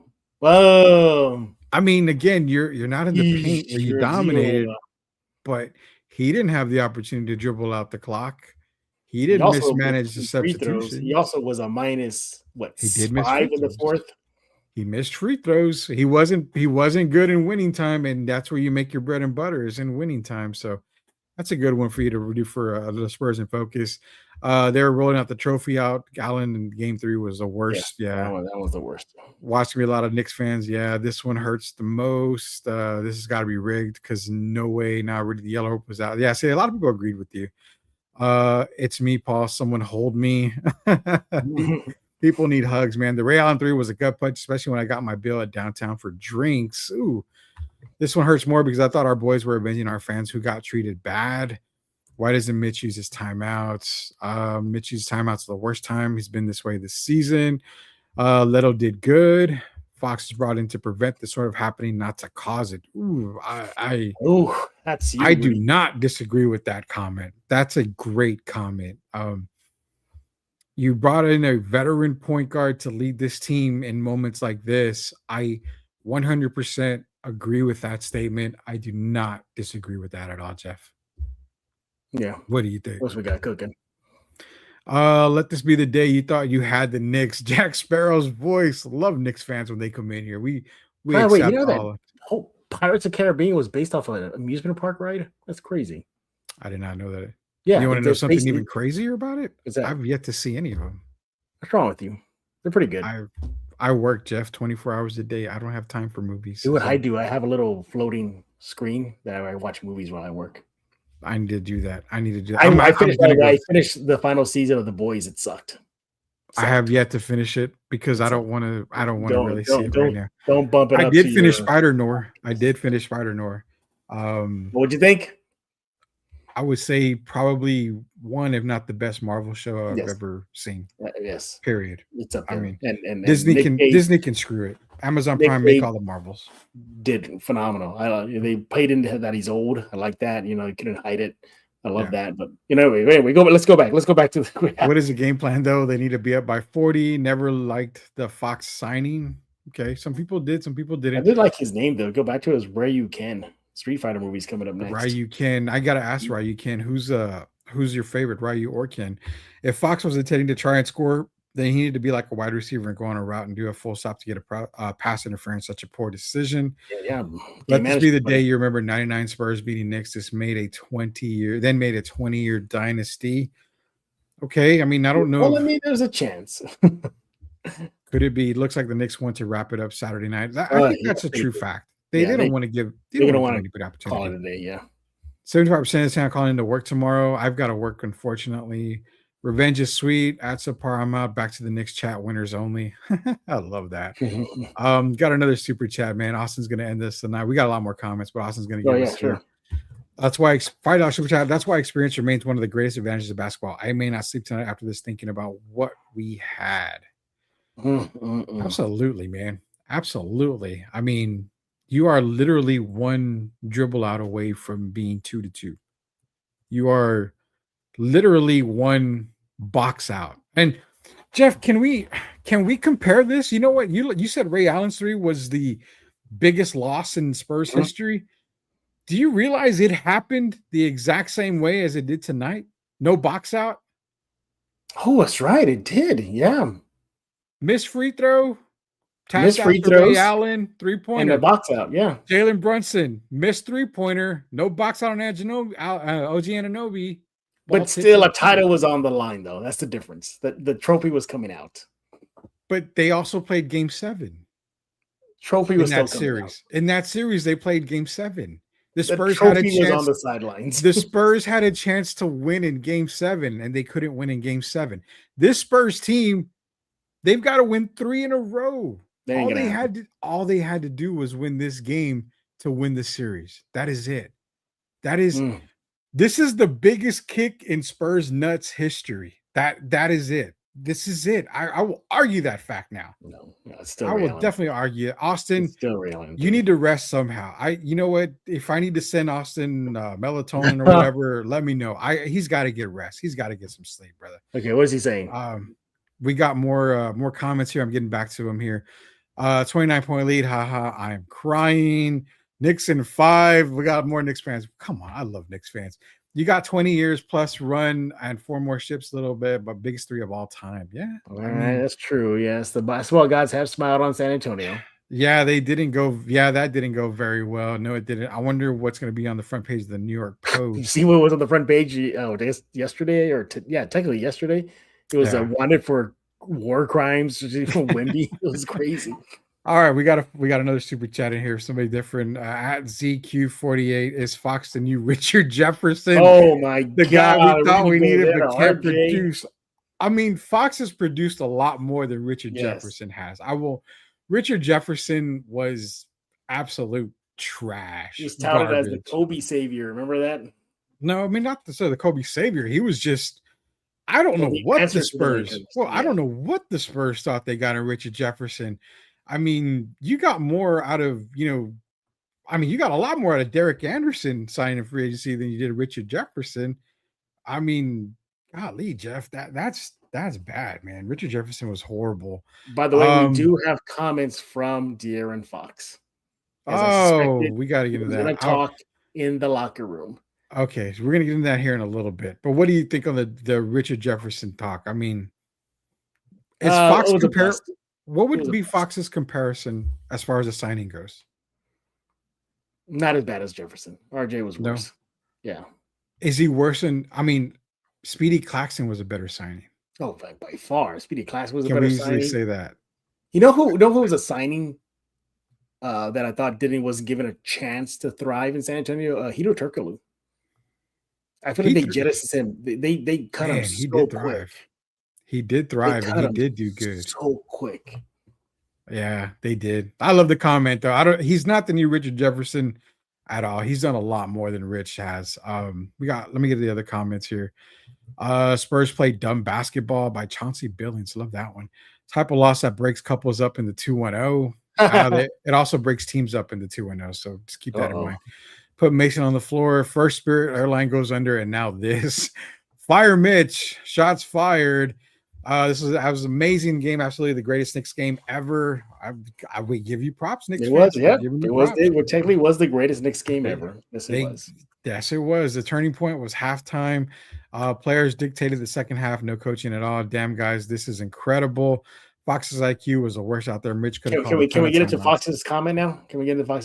Go ahead. We'll get to more comments in a minute. Go ahead. Okay, this is via Ben Golliver. Okay. From let me get the right outlet here from ESPN. Okay. Spurs De'Aaron Fox on his late layup attempt. Here we go. I tried to get a layup to get up 3. Force them, Knicks, to need a 3. And OG made a good block. So he wanted to up the score, basically. That's why he didn't dribble out the clock. You could have done that by going to the free throw line. Yeah. I mean, you could have easily done that by going to the free throw line. Now, are we guaranteeing he makes 2 free throws? No. But the key is you give the Knicks potentially 6 seconds, maybe, of clock time, which, think about it, Jalen Brunson takes that shot up. Maybe there's no offensive rebound. There's not enough time for it. I want to go back to my overconfidence going into this game because I saw it. This is from reaction on social media. This is from Bobby B357. Okay. Quote, maybe kill the overconfidence until you figure out how to play a full 48. This team was 2 smiley smiles after the one win. I like the fact they didn't celebrate after the win in game 3, but I felt the chatter going into game 4 was a little too cocky. Yeah, I agree with that. I do agree with that. I mean, the cockiness was there.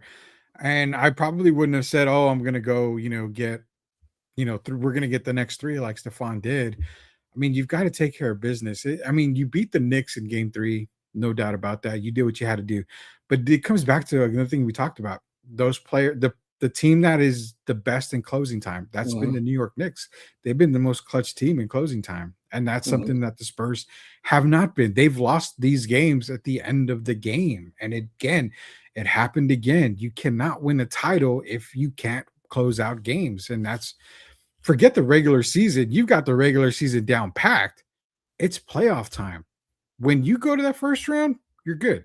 When you get to the second round, it gets a little harder. When you get to the semifinals, it's extremely difficult. When you get to the finals, it's impossible if you play like shit in the fourth quarter every single game. It's impossible to win. So learning curve, yeah, cockiness, I'm cool with it, but you've got to learn to win before you can be that cocky. Man. Yeah. Jeff needs to be courtside on San Antonio Saturday for the Spurs, and he celebrates the pro. I don't know. Let me tell you another tale from New York City. I went to the Tribeca Film Festival one year, and sitting next to me was Katie Holmes from Batman Begins, and entering the room and sitting in the row ahead of me was Elijah Wood. So there we have it. From Lord of the Rings. I have proof of me having a special screening of Birds of Prey, and showing up was Obi-Wan Kenobi, Ewan McGregor. I have photos of me and him. Black Mass, man. Ooh. Yep. I think he did a good job on that. We did not even block on the tip at the end of the game. Everybody's just watching the ball again, rebounding. Go back to Ray Allen's shot. Same thing, rebounding. Yeah, Vox made a mistake, but the Spurs whole team made a mistake, taking 8 threes in a row and missing all of them. That was a killer, dude. Again, there were just so many momentum killers in this game. Tons of them. I hear y'all, but one play does not cost the game. I'm sorry, Pop would tell you this. I agree with that. I agree. One play does not cost you the game. It's similar to what Pop says. You hit a rock 999 times, and then it cracks on the 1,000th hit. Well, it's not that one hit; it's the other hits that happened before. And it works both ways too, in losses and wins. It does, because they attempted so many threes in that second half. If you're not making them, you need to stop shooting them. And sadly, this is the NBA today. Everybody's in love with the 3-point shot because when they make it, they decide to throw their hands up like one of those dummy, celebrate things on the stores where they're just doing this and that. I mean, it's getting ridiculous, but they're living and dying by the three. Fox made critical mistakes at the end. Coaching was terrible. There should have been some vet presence. What did I say? Fox. What did I say? Harrison Barnes. Harrison Barnes would have been perfect to calm the waters. You did. I mean, you don't need him to score. You don't need him. Just him being out throw there. A dunk, just settle the boys down. Just being out there is all you needed from him. Trade Fox, trade Mitch, trade everyone not named Vassell. There you go. My boy Devin Vassell, finally coming through here. Taylor Swift courtside. Give him a super chat for saying things about Vassell. Yeah, I got to give him. Harper's been a blessing, so the future looks bright. Yes, 100%. Yep. Major. We told you change the coach Mitch Johnson before or after game 3. I don't know if you can change coaches. You can't do it mid playoffs. So this is the kind of loss that makes Jackals break their bracelets. Jackals have been quiet on social media. FYI, bars close at 2 a.m. Yep, they do. Damn, dude, literally I lost for words. Everybody is saying that. Everybody is. Let's see. Come on, Jeff. Spike and Tracy's there. On point with the standout stat. Either you or me. I can't remember who had a good one. Yeah, Denver is still there. The window's closing already. It's already, you can see it closing already. Oh, definitely. Yeah. Did I miss a comment up here? Maybe not. Well, maybe it got deleted. At the beginning of the series, we were too cocky. There are things coming out of Castle's mouth, Wemmy's mouth, and you don't respect the team. Yeah, I mean that's kind of what. I need Wemby to stop doing the freaking Attack of Titan move. All right, you know what that signifies, right? I mean, I know you know what that means. He needs to quit with that already. Yeah. That means you're upping your power level and you're becoming a Titan. He wasn't a Titan when it mattered in the fourth period. Titans don't shoot 9 for 25 from the field. Or go -5 or 6 in the fourth. Hey, but he's generational, right, Jeff? 9 for 25 from the field. Generational, I forgot. Yeah, he's generational. This is the type of loss that makes Mayor Gina tell us Spurs fans, see, I told y'all. Eesh, I don't know about that, man. Don't get Spurs fans on Project Marvel. Good evening, Artist Jim. Appreciate you joining us in here tonight. Good evening, man. Somewhat of a good evening. I'm sorry, falling asleep, but I know deep in history, Max Audios. Yeah. All right, well, I need to correct myself. No, Wemby was a -16 in the fourth. Ouch. Not a 6. That was a 6. No, he's -16 in the fourth. Ouch. I'm trying not to be I'm not trying to be hyperbolic here, but if we get another coach besides Mitch puts us over the top, and that's what we have to do. I don't know if you're at that point, Mitch Johnson going yet. At least you guys got me back into Thundercats. Hey, let me tell you something right now. Artist Jim 114. Go read Thundercats versus Silverhawks comics. I guarantee you. I read it. You will just be mouth wide open, eyes wide open. You would never seen such exquisite writing from two character bases come together. It's beautiful. Go check it out. Yeah. And by the way, you're gonna probably hate the Silverhawks at the end of the day. I mean, I'm warning you now. Spurs are lead off of Victor and Athletic great young players. I haven't seen the Pirates of the Caribbean either. See, I'm not the only one. My stalker's in here, Jeff. There is still a chance. Yeah, I don't know about that, Gina. We don't see about that. The Rod Strickland meltdown happened in 90 in the first round against the Blazers. Yeah, that's what I mean. That one, this collapse went. Yeah, that way ahead of him. Yep. The Fox move is the one that took over for that. There's no doubt about that. Guaranteed we would have won with Eric Smokestra or Rick Carlisle coaching, guaranteed. I don't know.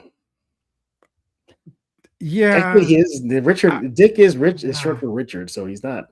I would, if you had Eric Spoelstra, Jeff. Yeah, I mean, I think I'm not taking away from Coach Mitch, but you probably do win there.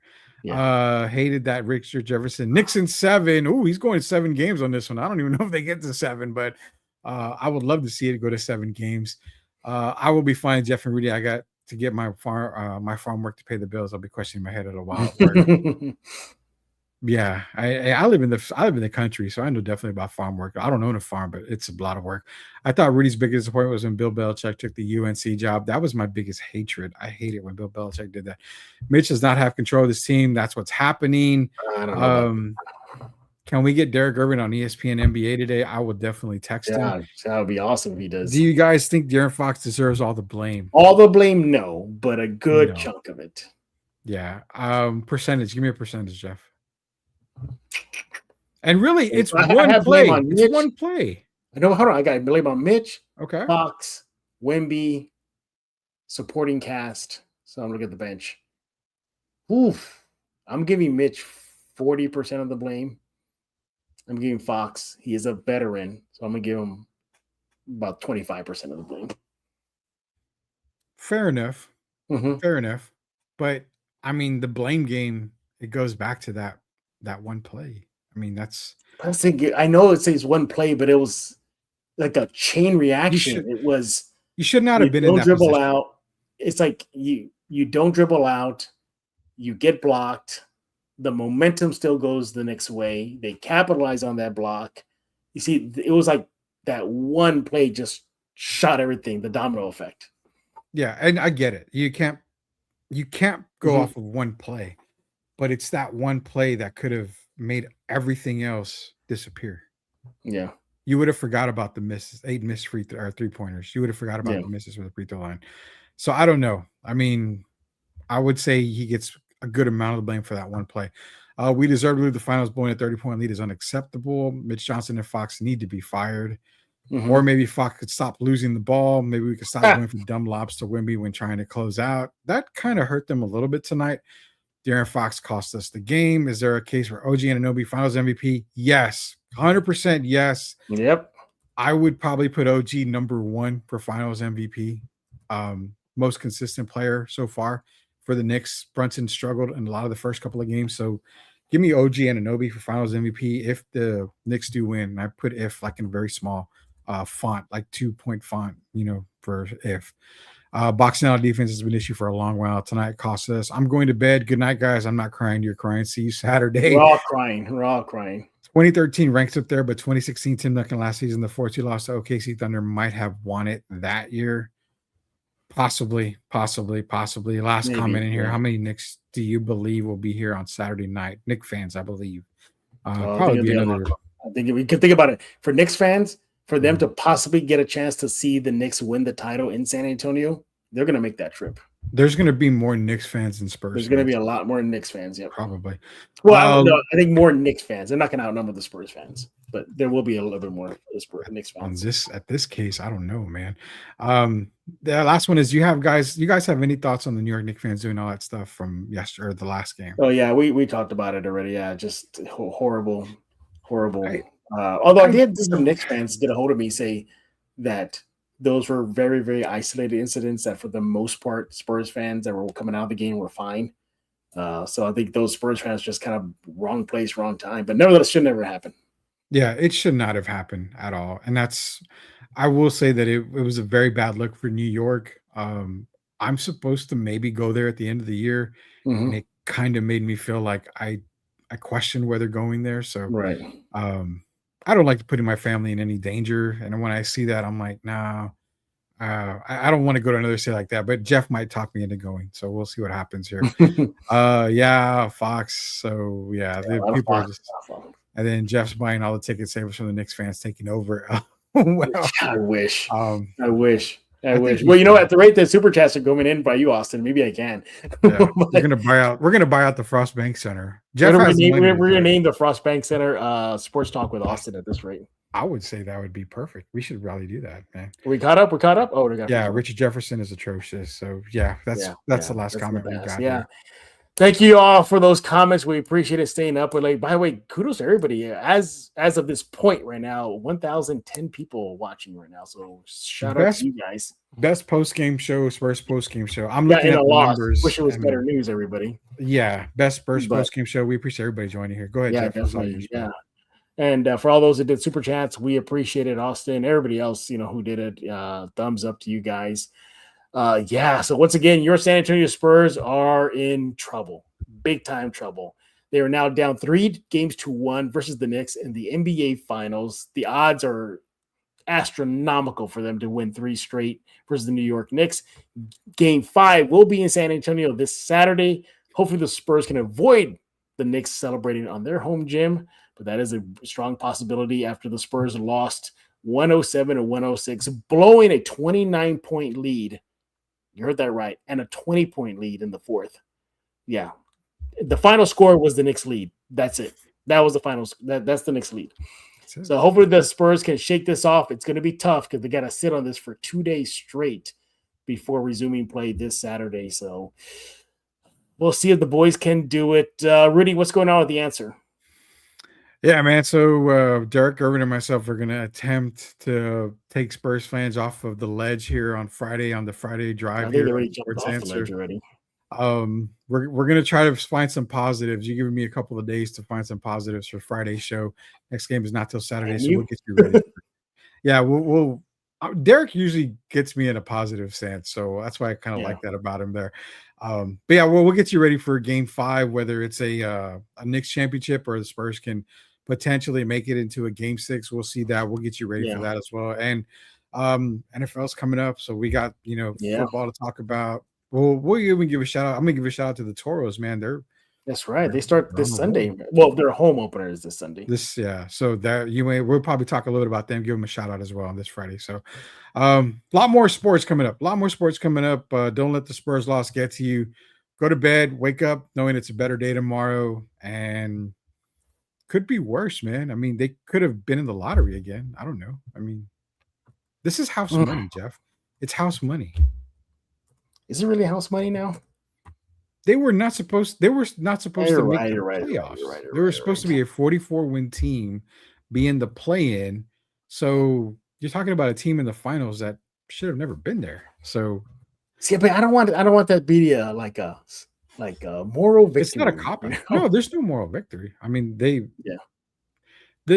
should have won. They should be up 3-1. I mean, there's no moral victory. They suck in the finals. I mean, they're just sucking it up bad. That's all it is. Yeah. It's just They're 44-win team. Their 44-win team is showing right now. That's big stage. I see we got a few more comments here. No, Tim, I am not moneybags. You blame that on Jimenez. What's the next one already? I don't know what to think anymore. They blew a 30-point lead. I can't trust them. 29. I'll take a 1 point. We'll round it up. Spurs are cooked. My Red Sox suck, slipping all the way to football season. Yeah, I am ready for football season. Spurs blew games 2 and 4. They absolutely did. Should have been a 3-1 lead in this series. Yo. So I'm thinking he's going, and then go Philadelphia Eagles winning Super Bowl 2026. I seriously doubt that. Ain't gonna we'll talk more about that. We'll talk more about that on the show. So don't worry about that. By the way, what a way to close out the show right now. This is from CBS Sports. Okay. Let me get the guy's name so I can give the right attribution here. Sure. This is from Chris Walker, a CBS Sports color analyst. Okay. He's reacting to the Spurs loss to the Knicks. This is all he's going to say. He just said, quote, "The dumbest coaching I've ever seen in my life." I did see that. Mm-hmm. Yeah. Moving right along there, everybody. Oh, there you have it. We'll see if your Spurs can definitely rally. It's going to be tough, but there is a Game 5. We'll just take it from there. We'll be back for sure tomorrow with a Game 5 preview. We don't do shows for the weekend. The exception will be this weekend, obviously, because of the Game 5. But we'll have that ready for you to go to get you ready for Game 5. It'll be me, and right now we have Shane Carter from Ticket 760 on board, so he'll discuss. We'll probably look back at this game and then look forward to the game on Saturday. So there's that, everybody. Y'all need to subscribe to Spurs in Focus wherever you get your favorite podcasts: iTunes, Spotify, Amazon Podcasts, YouTube Music, YouTube. The list goes on and on. You're putting Quaps in here. So sorry, guys and gals. F New York, Spurs in 7. I'll take it, Quap. I'll take it. I'll take it, man. As a Substack, go subscribe right now. Spurs in Focus Substack. Go check it out. Please subscribe there. I definitely appreciate it. And obviously subscribe to the show here on YouTube. Right now, you're here already, so might as well hit the subscribe button and do that real quick. And y'all, thank you all for making Spurs in Focus your first and only spot for all things San Antonio Spurs. You want to come here every day, every time, every way possible to get your Spurs fix and silver and black news, all that good stuff. You want to unsubscribe to the rest, only subscribe here to Spurs in Focus. 3-1 deficit, Spurs fans. It is what it is. We'll see what they're made of in Game 5. So for Mr. Rudy Campos, you want to follow him on X at The Sports Answer. Follow me on X at Jeff G Spurs Zone. I am Jeff Garcia, and now you're in focus with Spurs in Focus.